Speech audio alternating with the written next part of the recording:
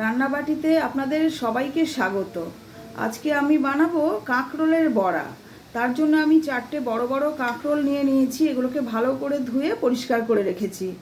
আর আমি এই যে মিক্সিং জারে 3 চামচ সর্ষে আর 2 চামচ পোস্ত, ওটাকে মানে প্রথমেই শুকনো অবস্থাতেই গুঁড়ো করে নিয়েছি।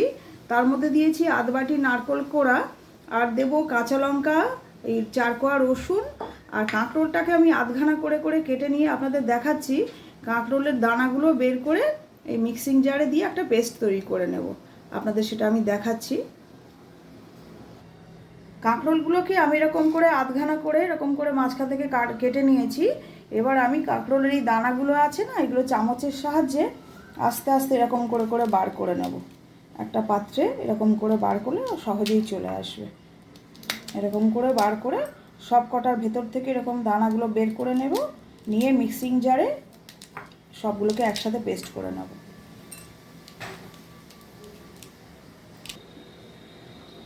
বন্ধুরা, কাঁকরোলটা আমি ঠিক এরকমভাবে ভেতর থেকে দানাগুলো বার করে নিয়েছি।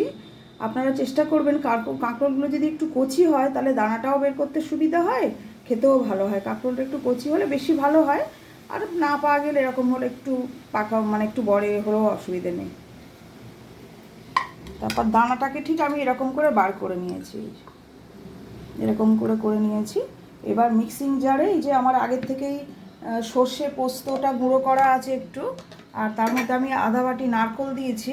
এরপরে আমি দেব 4টে কাঁচা লঙ্কা, 4 থেকে 5টা, ঝালটা যে যেরকম খেতে চান, আর 4 কোয়া রসুন এর মধ্যে দিলাম। এর মধ্যে দেব এই নারকেলের দানাগুলো, এর মধ্যে এবার দিয়ে দেব।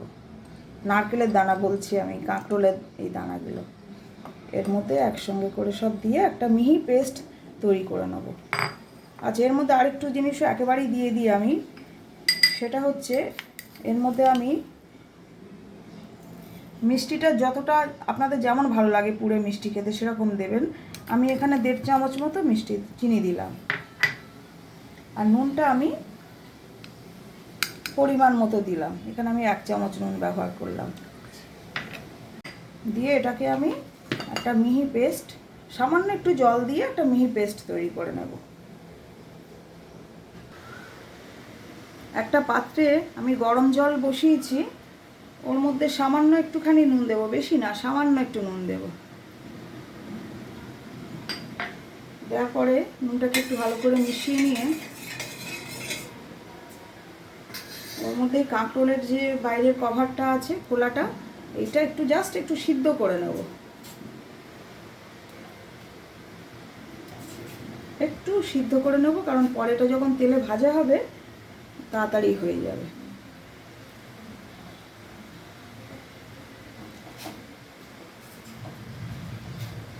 এটা আমি এবার ঢাকা দিয়ে দেব।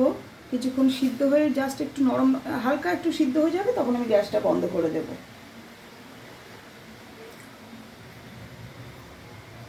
আর একদিকে এই যে পাত্রে আমি এটা পেস্ট করে নিয়েছি, আমার মিষ্টিটা একটু কম মনে হলো, ওই জন্য আর একটু সামান্য একটু মিষ্টি দিয়েছি। দিয়ে এটা একটা পাত্রের মধ্যে ঢেলে নিলাম।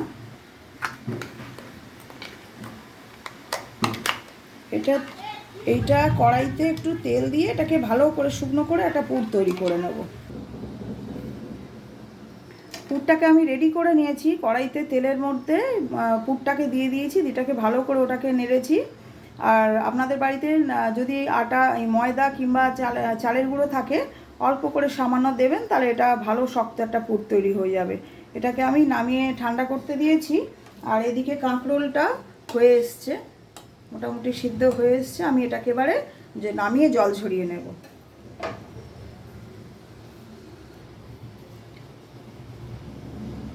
পুরটা আমি 1 চামচ করে পুর কাঁকরোলের মধ্যে এরকম করে ভরে দিলাম।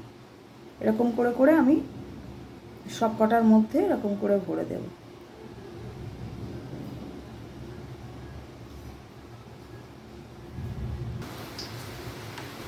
কাঁকরোলের খোলের মধ্যে আমি পুরটা ভালো করে এরকম সুন্দর করে ভরে নিয়েছি।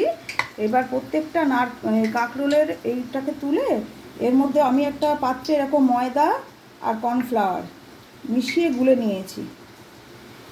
এটাকে এবার এর মধ্যে এরকম করে করে দিয়ে একটু মিশিয়ে প্রত্যেকটা কাঁকরোলের মুখটাকে এই ওপরটাকে আমি এরকম করে ময়দা আর কর্নফ্লাওয়ারের রোলের দিয়ে দিয়েছি, কভার মতন করে নিয়েছি। এবার এটাকে একটা একটা করে এই যে কড়াইতে তেল গরম বসিয়েছি এর মধ্যে একটা করে ঠিক এরকম করে ভাজা বসিয়ে দেবো।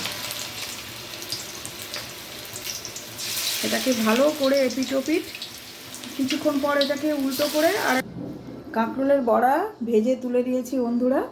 দেখুন কাঁকরোলের বড়া ভাজা রেডি হয়ে গেছে, গরম গরম খাওয়ার জন্য রেডি।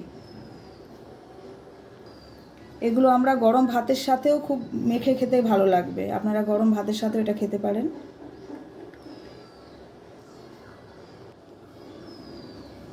এই যে এটা পেছন দিক, এটা সামনের দিক, এই যে এরকম করে করে পেছনটা এরকম ভাজা হয়ে গেছে।